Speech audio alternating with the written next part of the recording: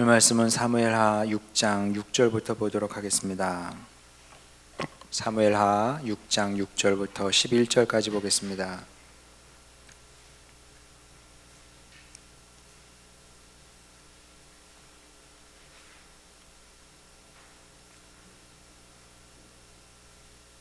구약성경 471쪽입니다. 구약성경 471쪽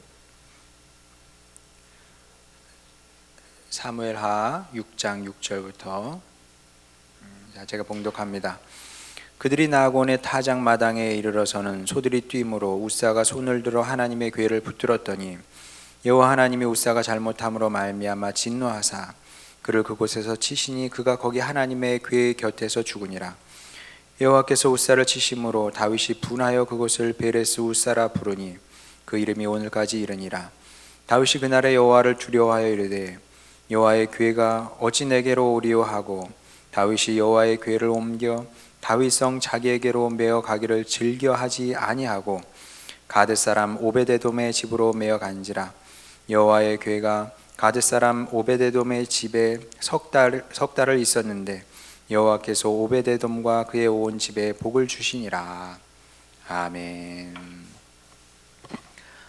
예수님께서 이 땅에 계실 때 간혹 하셨던 말씀이 있습니다. 나에게 걸려 넘어지지 아니하는 자는 복이 있다, 이런 말씀이죠. 저는 어렸을 때는 협박인가? 뭐 이런 식으로 이제 이런 말씀을 읽었는데 나이가 좀 드니까 이렇게 예수님 입장에서 한번 생각해 보게 됩니다. 이제 나이가 들수록 좀 그렇게 되는 것 같아요. 어렸을 때는 이게 옳으냐 그르냐 그렇게 중요했다면 시간이 지나갈수록 그 사람의 마음이 어떨까, 저 사람이 어떤 처지와 어떤 상황에 있을까, 자꾸 그렇게 생각하려고 하는 것 같습니다.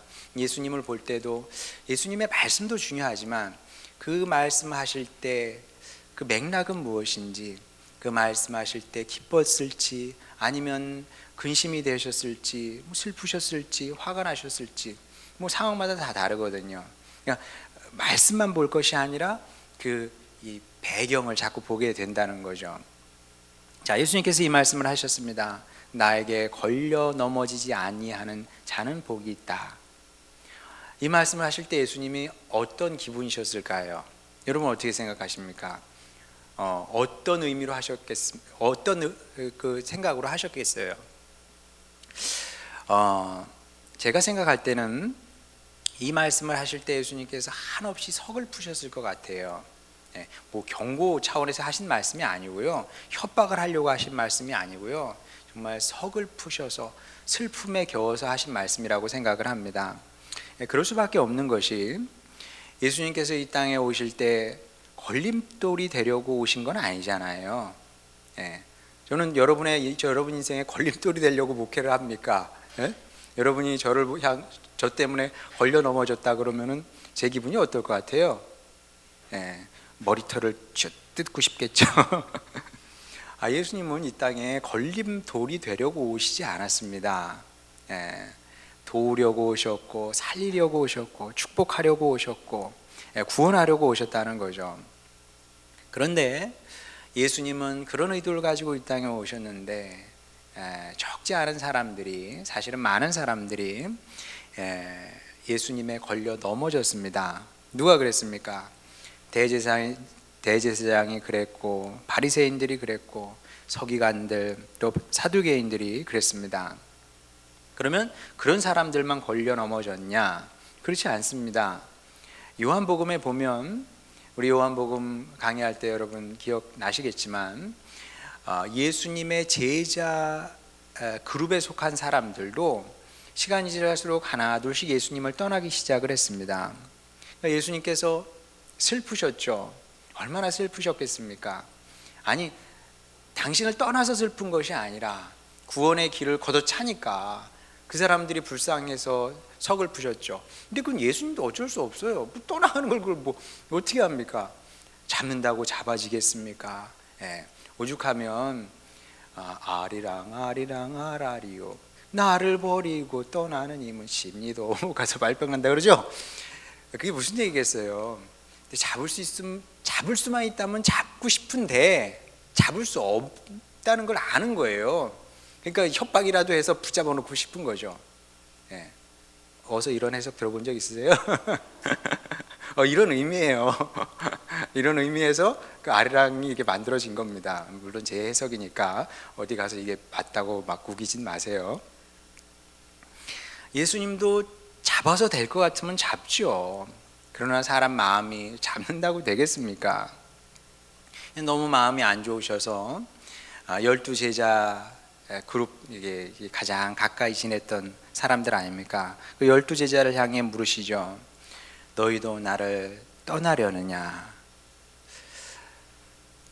뭐 이럴 수 있는 가능성이 누구에게나 있었고 지금도 누구에게나 있는 거죠. 그리고 예수님은 이런 당신의 서글픈 운명을 잘 알고 계셨습니다. 도와주려고 살리고 구원하려고 오셨는데 어떤 사람에게는 거치는 돌이 돼버린 거죠. 자, 그러면 이게 누구 잘못입니까, 여러분? 누구 잘못이에요? 예수님 잘못입니까? 사람 잘못입니까? 자, 이렇게 물어보면 사람들은 대체로 하나님 잘못이고 예수님 잘못이라고 얘기를 합니다. 진짜 그래요. 뭐 아주 유명한 그 무신론 철학자죠. 버트란드 러셀이라는 사람. 우리 토요일 날 다다음 주에, 이번 주 말고 다음 주에, 이번 주 말고 다음 주에 우리 만나지. 누가 오나? 한번 손 들어봐. 토요일 날 인문학. 인문학. 야, 우리 인문학 하는 거야. 서양 철학사. 거기 이제 버트란드 러셀이 또 나오지. 아주 즐거운 시간이 될 것 같아. 걱정이 좀 돼. 어떻게 철학을 어떻게 하면 쉽게 얘기를 해줄까?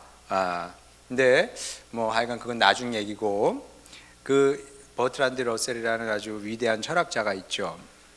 이분이 뭐 무신론자, 자칭 무신론자였는데 사람들이 걱정이 돼서 물어봤나 봐요. 교수님, 그러다가 죽어서 하나님 진짜 혹시나 정말 재수없게 있으면 어떻게 하시겠습니까? 그랬더니 이분이 자신 있게 그런 얘기를 했다 그래요. 난 상관없다고. 뭐 앞불사가 아니라 젠장이죠. 젠장. 하나님이 있네. 있으면 그러면 어떻게 하냐. 자기 할 말이 있다는 거죠. 무슨 말? 내가 믿기 싫어서 당신을 안 믿는 것이 아니라 하나님이 존재한다는 그 증거가 너무나 부족했다는 거죠. 네. 내가 양심을 걸고, 학자의 양심을 걸고, 그 증거가 확실해, 어느 정도만 돼도 50%만 넘었어도 내가 하나님을 믿었을 텐데 내 양심상 하나님을 믿을 만큼의 증거는 없었다. 이렇게 하나님께 따지겠다. 이게 이제 그러면 이제 하나님을 설득할 수 있다고 생각을 했던 것 같습니다.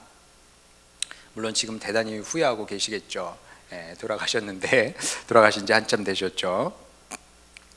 자, 이런 식으로 이제 모든 책임을 이제 하나님께 돌리는 거죠. 내가 믿기 싫어서 안 믿은 것이 아니라 믿을 수 없었다는 겁니다. 그러니까, 믿을 수 없게끔 세상을 만들어 놓고 그리고 하나님이 당신을 숨겼기 때문에 책임이 있다면 나에게 있는 것이 아니라 하나님께 있다. 이런 얘기를 했다고 합니다. 근데 예수님을 믿지 못하는 이유도 사실은 비슷했습니다. 메시아면 그에 합당한 증거를 보여야 되거든요. 스스로를 증명해라. 이 유대인들이 계속 얘기를 했던 거거든요. 근데 예수님이 증명을 안 한 건 아니에요. 뭐 기적을 안 보여주셨습니까? 뭐 이적을 행하지 않으셨습니까? 보여줬는데도 그걸로는 부족하니까 더 위대하고 더 큰 증거를 보이라고 계속 집요하게 얘기를 했죠. 그때마다 예수님은 신기하게도 그러고 싶은 생각이 없어. 그런 식으로 내가 나의 메시아 됨을 증명하고 싶지는 않다. 그리고 예수님은 그 자리를 피하셨던 것을 우리가 봅니다. 근데 하여간 사람들은 늘 그런 식이죠. 예수님을 향해서도 그렇고 하나님을 향해서도 그렇고 증거를 보여라. 그러면 내가 믿겠다. 그리고 내가 믿을 수 없는 것은 내 책임이 아니라 증거를 보이지 않은 하나님 책임이고 예수님 책임이다. 이런 식으로 이제 하나님께 모든 책임을 전가하는 것을 보게 됩니다. 자, 이게 이제 사람의 죄성인 거죠. 네, 이게 사람의 죄성인 겁니다. 사람의 죄성은 다른 것이 죄성이 아니라 뭐 사소한 것부터 뭐 큰 것까지 잘못을 남에게 전가를 하는 거죠. 여러분도 한번 보세요. 이 사람의 죄성이라는 게 늘 그렇습니다. 잘하면 그건 내 탓이고요. 뭐라도 조금 잘못되면은 다른 사람 잘못인 거죠. 이 죄성이 뿌리 깊게 이렇게 내재되어 있는 겁니다. 제가 3남매를 키워봤는데 뭐 우리 딸들은 기억을 못하겠지만 길을 가다가 저하고 길을 가다가 넘어지면은 저를 왜 안 잡았어? 3남매 다 그래요. 왜 안 잡았어? 이런 식인 거죠. 뭐 말하자면 그게 어려서부터 아주 뿌리 깊이 이렇게 모든 사람 속에 잠재되어 있는 겁니다. 가정에서도 보면 대부분 다 그래요. 제가 전에도 말씀드렸던 것처럼 제가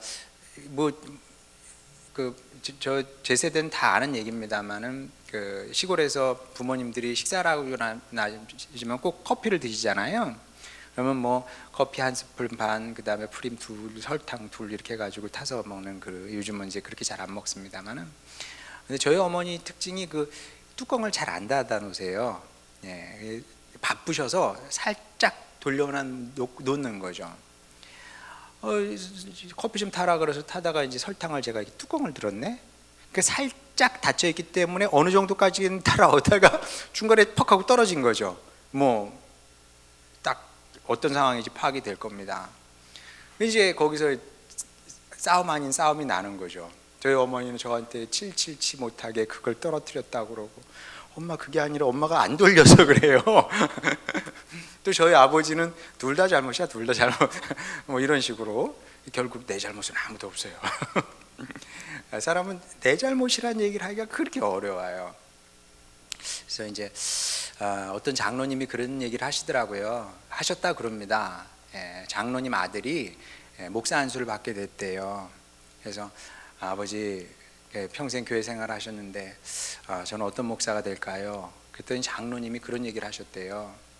너는 잘못했으면 잘못했다고 말할 수 있는 목사가 되라. 그런 목사님 내가 한 번도 못 모셨다. 웃자고 한 소리인데 뭐 어쨌든 저는 모르겠으면 저는 어떤 목사인지 모르겠는데 이게 자기 잘못했다는 얘기를 하기가 그렇게 어려운 겁니다. 그래서 예수님께서는 뭐라 그러세요? 의의 심판을 받고 나서도 너무 억울해서 이를 가며 운다지 않습니까? 의의 심판, 주님께서 심판하신 거예요. 백일하에 우리 잘한 것도 보여주시고 뭐 잘못한 것도 보여주실 텐데, 그래서 의의 심판을 다 끝낸 겁니다. 그러고 났는데 내가 뭘 잘못했다고 나한테 이래 막 그러면서 억울해서 슬피 울며 이를 간다지 않습니까? 이게 그런 겁니다. 저는 이제 좀 기가 막힌 거죠. 아니 도대체 뭐 그럼 하나님께서 뭘 어떻게 해주시기를 기대를 하시는 겁니까? 아니 이렇게 우주가 있는 게 이게 기적이지, 어디든 하나님의 손이 미치지 않은 곳이 어디 있어요. 다 하나님의 손길이 미쳐 있는데 어찌 그걸 못 보냐고요, 그 똑똑한 사람들이. 네, 여러분, 제 결론은 그렇습니다. 제가 단언컨대 뭘 보여주고 뭐 기적이 아니라 그보다 더한 것을 보여줘도 안 믿을 사람은 안 믿어요. 그러니까 믿음이라는 것은 내 결심의 문제인 거지, 내가 이제 믿어야지 하고 믿으면 믿는 거고요, 나 이제 안 믿을 거야 그러면 안 믿는 겁니다. 결단의 문제인 거지 무슨 증명을 하고 뭐 증명을 안 하고 이거의 문제는 아니라는 거죠. 여러분, 신앙의 성장도 그런 겁니다. 내가 결단하면 신앙이 성장하는 거예요. 나 이제 신앙 성장의 길을 걸을 거야. 그러면 신앙 성장에 도움이 될 만한 일을 하게 되겠죠. 반면에 나는 안 할 거야. 그런데 안 하면 안 하는 거죠. 뭐. 그럼 어떻게 성장을 하겠습니까? 인생이 다 그런 겁니다. 믿지 않겠다고 결정을 했으니까 하나님께서 보여주신 하나님의 존재 증명이 이렇게 많은데도 불구하고 안 믿는 거죠. 그렇게 안 믿기로 결정을 한 겁니다. 안 믿기로 결정을 했기 때문에 이상한 논리를 계속 만들어내는 거죠. 어떤 논리예요? 진짜 이상한 논리인데, 칼 때문에 사람이 자꾸 다치고 죽기도 하니까 칼을 없애자, 뭐 그런 논리하고 비슷한 겁니다. 이게 말이 됩니까? 안 됩니까? 말이 안 되죠. 말이 안 되는 것처럼 예수님께 자꾸 걸려 넘어지니까 예수님은 없는 거다. 그리고 있더라도 내가 넘어진 건 예수님 책임이다. 이런 주장이 말이 안 된다는 거죠. 예수님은 걸림돌로 온 게 아닙니다. 칼이 누구 그거 가지고 뭐 해코지하라고 칼 만든 거 아니지 않습니까? 칼은 이러나 저러나 인류의 큰 축복입니다. 칼 없는 세상 생각해 보세요. 어떻게 살아요? 우리 집사람은 이 식도가 아주 잘 들어야 돼요. 조금만 무뎌지면 오늘 중으로 가르라고.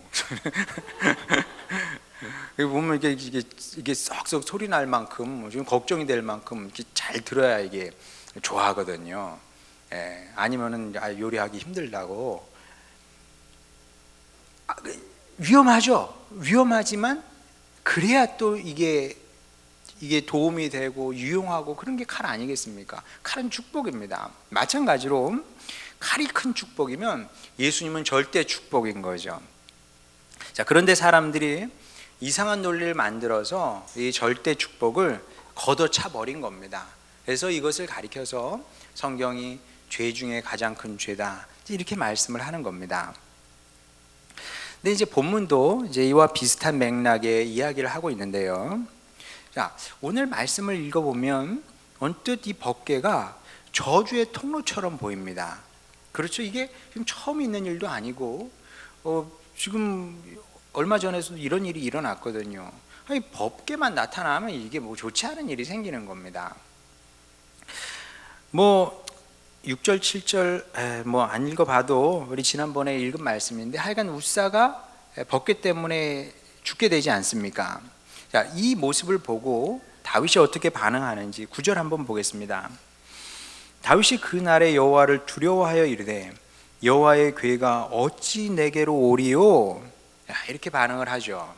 그러니까 두려움이 다윗을 덮친 겁니다. 지금 우리가 만약에 이 자리에 있더라도 우리도 비슷하게 아마 반응을 했을 가능성이 큽니다. 왜? 사람이 죽으니까. 사람이 죽어 나자빠지는데 뭐 어떻게 이런 생각을 안 하겠습니까? 그래서 그렇게 생각했을 것 같습니다. 법궤는 굉장히 위험한 물건이고 무서운 물건이구나. 가까이 하는 것보다는 좀 떨어져 있는 것이 바람직한 일이겠구나. 이렇게 생각할 가능성이 크겠죠. 다윗도 그렇게 생각했고요. 다윗 주변의 모든 사람들도 다 그렇게 생각했던 것 같습니다. 자, 그래서 원래 다윗의 계획은 무엇이었냐면 이 법궤를 예루살렘 다윗 성으로 들여오려고 했던 거죠. 자, 그런데 그 자리에서 다윗이 이 계획을 취소를 하게 됩니다. 야, 이거 이렇게 무서운 하나님의 궤를 어찌 내가 사는 성으로 드리겠는가? 그래서 다윗이 어떻게 했냐면 이 궤를 자기 성으로 예루살렘으로 드리지 않고 오베데돔 집에 보내게 됩니다. 한번 보죠. 10절 다윗이 여호와의 궤를 옮겨 다윗성 자기에게로 메어 가기를 즐겨하지 아니하고 가드 사람 오베데돔의 집으로 메어 간지라 이렇게 말씀하고 있죠. 자, 그런데 그 결과 어떻게 됐냐면 11절 보겠습니다. 여호와의 궤가 가드 사람 오베데돔의 집에 석 달을 있었는데 여호와께서 오베데돔과 그의 온 집에 복을 주시니라. 야, 법궤가 가는 곳마다 문제를 일으키고 막 사람이 죽기도 하는 줄만 알았는데 어떻게 돼요? 오베데돔이 복을 받고 오베데돔의 집안이 복을 받았다고 지금 말씀하고 있지 않습니까? 근데 사실 이게 진짜 당연한 일이고 이게 정상인 겁니다. 왜냐하면 법궤는 구약에서, 지금은 뭐 법궤가 없습니다만은 구약에서 법궤는 하나님께서 임재하시는 장소입니다. 그래서 오베데돔이 법궤를 자기 집에 들였다는 것은 무엇이냐면 그 순간부터 하나님께서 그와 함께 계셨다는 겁니다. 자, 그러면 하나님께서 계신 곳에 어떻게 복이 임하지 않겠습니까?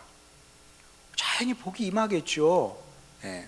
여러분, 사람도 이렇게 복의 사람이 어디에 가게 되면 그 사람으로 말미암아 같이 모여 있는 사람들이 복을 받는 거거든요. 근데 하나님께서 함께 하시는데 어떻게 복을 받지 않겠습니까?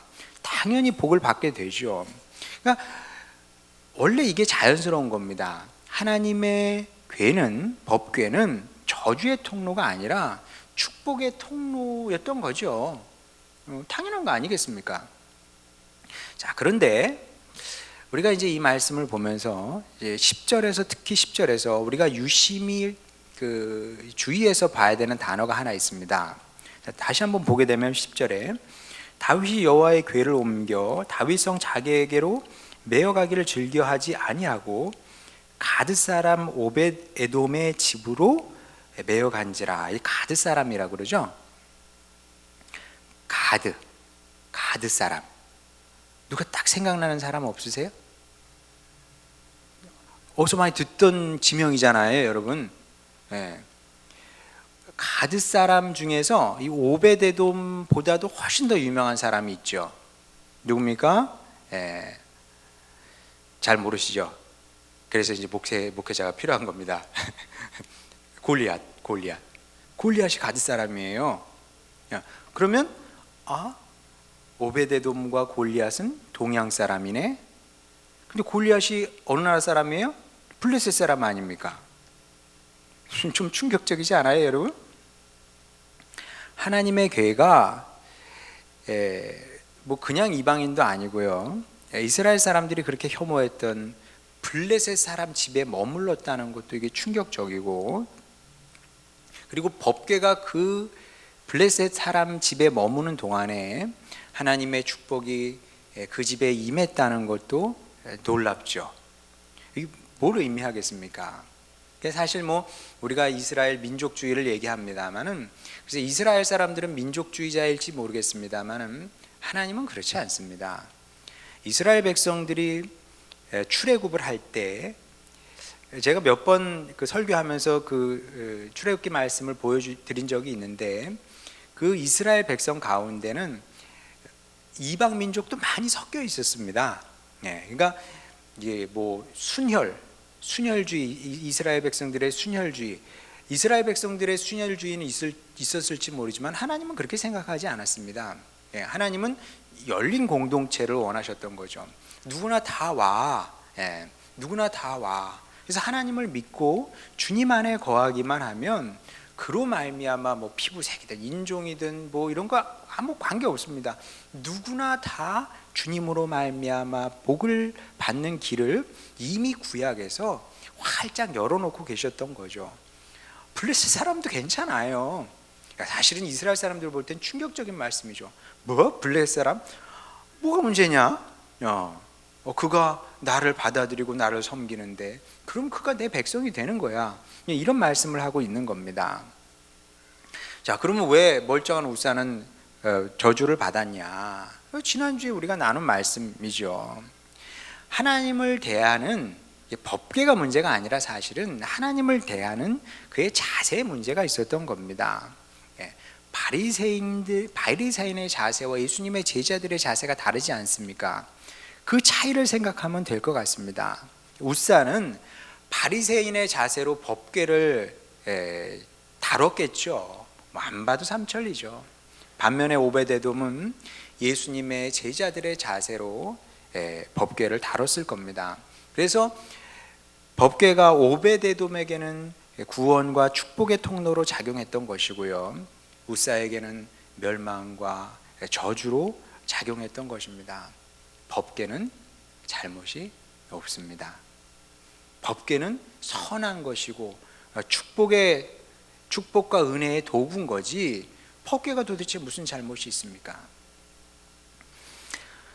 저는 이 이야기를 묵상을 하면서 그래, 법궤 역할을 하는 것이 오늘날에도 있지.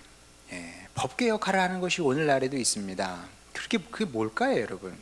구약에 법궤가 있다면 이 시대에 법궤 역할을 하는 건 뭡니까? 그럼 교회밖에 없습니다. 교회가 법궤 역할을 하죠. 정말 교회야말로 축복과 구원의 통로가 되기도 하고요, 또 교회에 걸려 넘어지는 사람도 그렇게 많이 있습니다.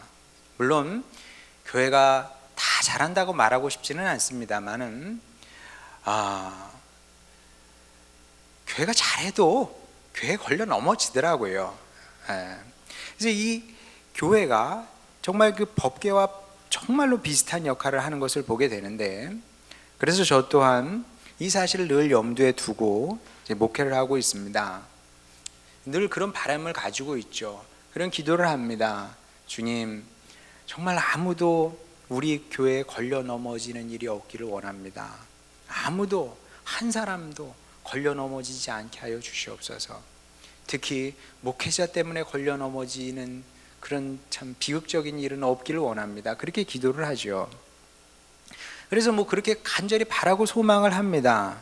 자, 근데 한 명도 없을까요? 앞으로 제가 목회하는 동안 또 하늘소망교회가 이 땅에 존속하는 동안 정말 한 사람도 우리 교회에 걸려 넘어지는 일은 없다, 이렇게 단언할 수 있을까요? 그럴 가능성은 희박하지요. 뭐 그렇지 않기를 바라지만, 아니 뭐 예수님께도 걸려 넘어지는 마당에 사람이 모인 공동체에 어떻게 걸려 넘어지지 않겠습니까? 넘어질 수밖에 없겠죠. 넘어지는 사람이 생길 수밖에 없습니다. 이거는 우리가 잘하고 못하고를 떠나서, 못하면 당연히 걸려 넘어지는 거고요. 또 우리가 정말 최선을 다해서 열심히 노력하고 잘했어, 그럼에도 불구하고 뭐 그게 오해가 됐든 뭐 사탄의 조화가 됐든 무엇이 됐든 간에, 아니면은 뭐 또 다른 욕심일 수도 있고 뭐 등등 여러 가지가 작용을 해서 걸려 넘어지는 사람은 뭐 생길 수 있습니다. 근데 이제 뭐 또 어쩔 수 없는 일이기도 하죠. 왜냐하면 이제 칼을 다루다 보면 칼 때문에 좀 베이기도 하고 상처가 생기기도 하는 것처럼, 이렇게 또 목회를 하고 우리가 교회를 하다 보면 본의 아니게 넘어지는 사람이 생기게 마련인데, 자, 그러면 이건 이제 전제를 깔고, 그러면 어떻게 해야 되느냐, 어떻게 해야 될까요? 이 법궤 같은 교회와 어떻게 이렇게 같이 가야 되느냐. 법궤와 같이 오베데돔이 다른 방법이 없잖아요. 법궤가 들어왔는데 그러면 뭐 갖다 버릴 수도 없는 노릇이고 같이 살아야 되잖아요. 그렇죠? 근데 어떻게 해야 되느냐? 일단 가장 중요한 것은 오베데돔처럼 하면 된다는 거죠. 일단은 그게 뭡니까? 오베데돔의 자세로 교회를 귀히 여기면서 교회와 함께 주님의 길을 걸어가면 되는 겁니다. 주일날도 잠깐 말씀을 드리겠지만 이게 신앙생활의 가장 기본인 겁니다. 그렇게 하면 되는 겁니다. 물론 뭐 그렇다고 해서 제가 뭐 무조건 그렇게 해라, 교회는 항상 옳으니까 교회에 무조건 순종하고 잘못된 것을 가르쳐도 무조건 아멘하고 그래야 된다, 그런 얘기를 하는 게 아니에요.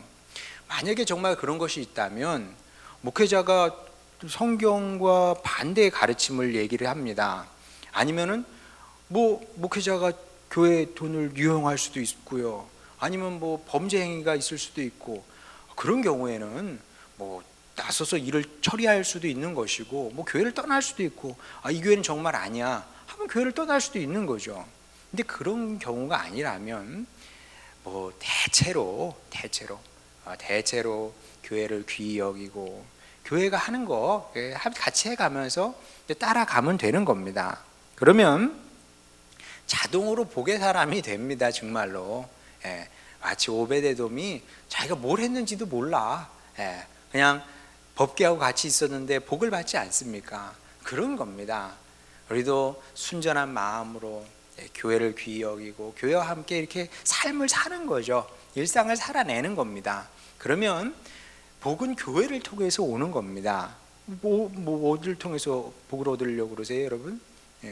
설마 뭐 주식을 통해서 복을 얻으려고 그러시는 건 아니겠지. 그런 걸로 뭐 돈은 오겠지만 돈이 복은 아니잖아요. 돈이 복은 아니지 않습니까? 참된 복은 교회를 통해서 우리에게 온다. 자, 이게 하나고, 이와 함께 또 다른 부탁은 교회 안에 항상 약한 성도가 있다는 것을 여러분이 기억을 했으면 좋겠습니다. 굉장히 이게 조심해야 되죠. 어떻게 조심해야 될까요, 여러분? 모든 사람이 나 같지는 않아요. 뭐 믿음도요, 어떤 사람은 주님을 향한 믿음이 큰 사람도 있고 작은 사람도 있고요. 사도 바울이 얘기하지 않습니까? 고기를 먹을 수 있는 만큼 믿음이 센 사람도 있고, 고기를 도저히 먹을 수 없을 만큼 약한 사람도 있는 겁니다. 그랬더니 뭐라 그래요? 사도 바울이 믿음이 강한 자는 믿음이 약한 자를 받을지니. 받는다는 게 뭘까요, 여러분? 살피고 이해하고 어떻게든 내가 정말 이렇게 도움이 되기를 바라는 그런 마음으로 성도들을 만나는 겁니다. 그래서 어떤 자세로 하면 되냐 하면요, 여러분, 제가 그래도 목회를 했다만 한 사람 아닙니까? 뭐 1, 2년 목회한 건 아니잖아요. 제 경험상 이 경험대 꽤 맞는 얘기 같아요. 자, 일단 교회와 목회자를 싫어하지 않으면 돼요. 좋아하는 건 바라지도 않아. 안 좋아해도 돼요. 안 좋아해도 돼. 근데 싫어하거나 미워하면 골치 아파집니다. 그러니까 제가 여러분에게 이 팁을 하나 드리는데, 나 정말 우리 교회가 날이 갈수록 점점 싫어지고 좀 김성열 목사 싫어져. 그러면은요, 제가 지혜로운 걸 가르쳐 주는지 어쩐지는 모르겠는데 지혜로운 거라고 생각을 합니다. 그러면 교회를 바꾸는 게 나아요. 진짜로. 왜냐하면 그 상태에서는 나에게도 하등 도움이 되지 않고 교회도 하등 도움이 되지 않습니다. 근데 이제 하여간 그래요, 여러분. 근데 이유 없이 또 싫고 미워지고 사탄이 막 역사하기도 하거든요. 예수님 잘못해가지고 미움받을 짓을 했던 건 아니에요. 사람들이 이제 미워하고 그냥 그랬던 건데, 그래서 이제 중재자 역할을 하는 사람들이 필요한 겁니다.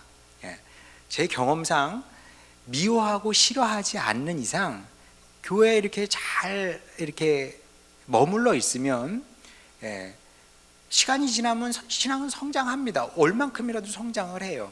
그러면서 이제 구원의 길을 걷게 되는 건데, 그럼 이 역할을 하는 것은 목회자라기보다는 성도들이 하는 거다. 왜냐하면은 목회자한테 와가지고 마음을 다 오픈해가지고 막 얘기하고 그러진 않거든요. 주로 그런 것들은 이제 성도들끼리 얘기하는데, 서로 이제 권면도 하고 상담도 하고 그럴 수 있지 않겠습니까? 그때 이제 쿠션 역할을 잘 해줄 필요가 있다. 그래서 어떻게든 사탄 일을 해요. 그래서 이제 이렇게 분열을 일으키려고 하고, 미워하는 마음, 싫어하는 마음, 오해의 마음 이런 것들 막 들어오게 하거든요. 그런 것들을 여러분들이 이 중간에서 쿠션 역할을 잘해서 우리 주변 식구들로 하여금 그런 이제 나쁜 마음을 품지 못하도록 자꾸 이렇게 그런 역할을 해주는 거죠. 그러면 제 말이 맞습니다. 교회를 싫어하거나 미워하거나 또 목회자를 싫어하거나 미워하지 않는 이상 교회 안에 머물러 있으면 차츰 신앙은 잘하고, 그리고 그렇게 구원의 사람이 된다는 거죠.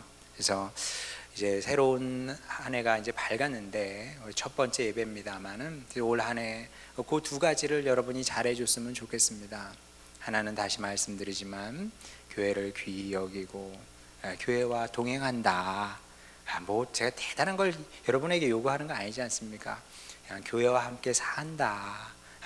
이 일을 잘했으면 좋겠고, 또 다른 하나는 그 우사처럼 이렇게 될 소지가 있는 식구가 있을 수도 있거든요.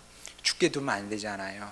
그런 영혼이 우리와 함께 생명의 길 걸어갈 수 있도록, 내가 교회를 통해서 복을 얻는 것처럼 우리 모두 복을 얻게 되기를 원하는 마음으로 이런 사역을 잘 감당하는 여러분이 됐으면 좋겠습니다.